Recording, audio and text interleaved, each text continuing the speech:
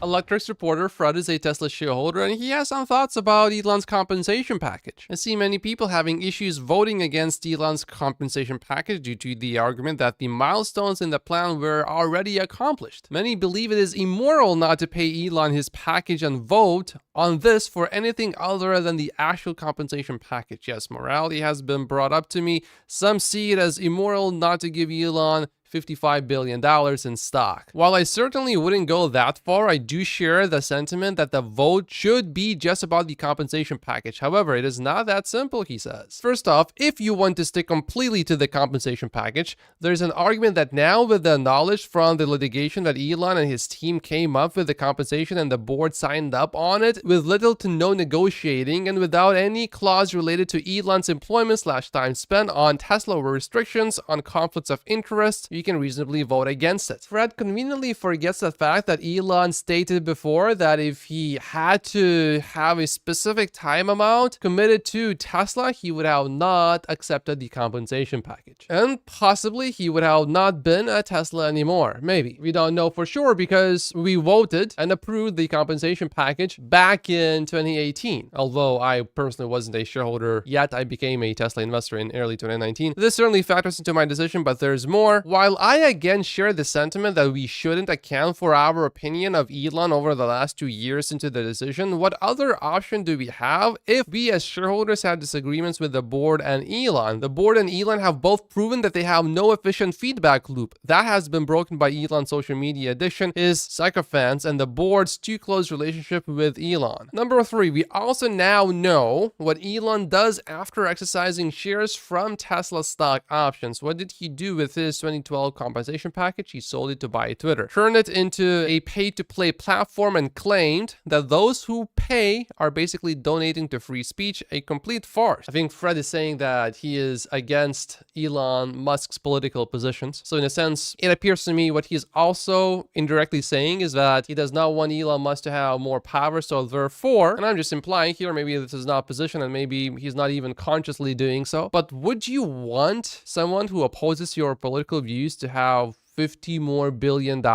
even if you thought they earned it, but you had a chance to take that money away from them? How would you vote? The way he unloaded those shares also contributed to crashing the stock. It would be voting against my own interest as a Tesla shareholder to do it again. I think it would be also pretty important for this context to mention that Elon Musk could not sell any of that stock from the 2018 package for at least 5 years after he exercises these stock options, and he has not exercised these stock options yet. For all those reasons combined, I think I need to vote against, and I think it's okay to use the vote as a vote of confidence against Elon rather than just the compensation package, because I do believe that Elon is making some moves at Tesla now that are not aligned with the mission. If you want to talk about morality, I think that's not moral. Here's what Fred said about the compensation package back in 2018. It looks like the plan will pass without any issue, which is not exactly surprising considering the amount of value it would create for shareholders if successful. It sounds like he voted for the compensation package initially. He continues, the plan attracted some criticism, mostly from non-shareholder, for giving Musk even more control over the company, but that control is dependent on him helping push Tesla to become one of the most valuable companies in the world based on market cap. You can't expect shareholders not to vote for something like that, even if it's just a possibility. By the way, the part where Fred talks about not having enough negotiation between the board and Elon Musk, to me, that part, okay, so let's say I buy a piece of property and I see the listing and the list price says $1 million and I like it so much that I say, you know what? Okay, I'll pay you your listing price, $1 million.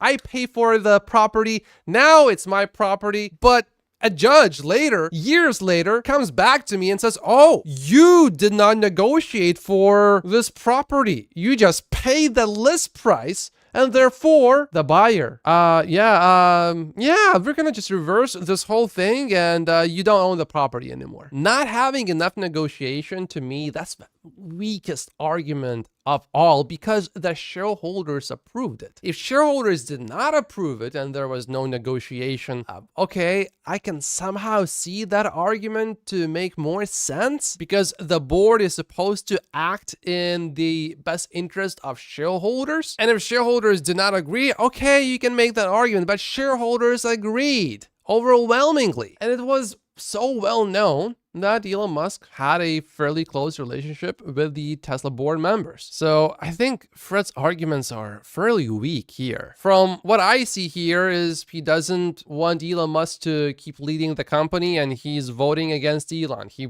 perhaps wants Elon out. That's the only thing to me that makes some remote sense why someone would actually want to vote against this compensation package. You want Elon to disappear from Tesla. You want Elon out. And the way you can do that is by taking the money from people that they already earned. That's an easy way to get someone really upset with you. But I personally would prefer to be an ally of Elon Musk. I don't want Elon Musk to think of Tesla shareholders as his enemy. So I am strongly in favor of reapproving Elon's compensation package. So make sure that you vote if you haven't yet. That's it for today's video. Make sure to click the like button so that we can make sure that there's no shadow ban on this channel. Here's another video from my other channel showing that it's only getting about half of the views it would normally get because my videos are only shown to about 50% of the regular viewers in the first few days. And then after the first 3 days, it does push it out a little bit more, but because it's no longer news, it's old, no one's interested. So I appreciate everyone clicking the like button. That really helps. Thank you so much for watching. My name is Matt Postius, and I will see you back in tomorrow's episode.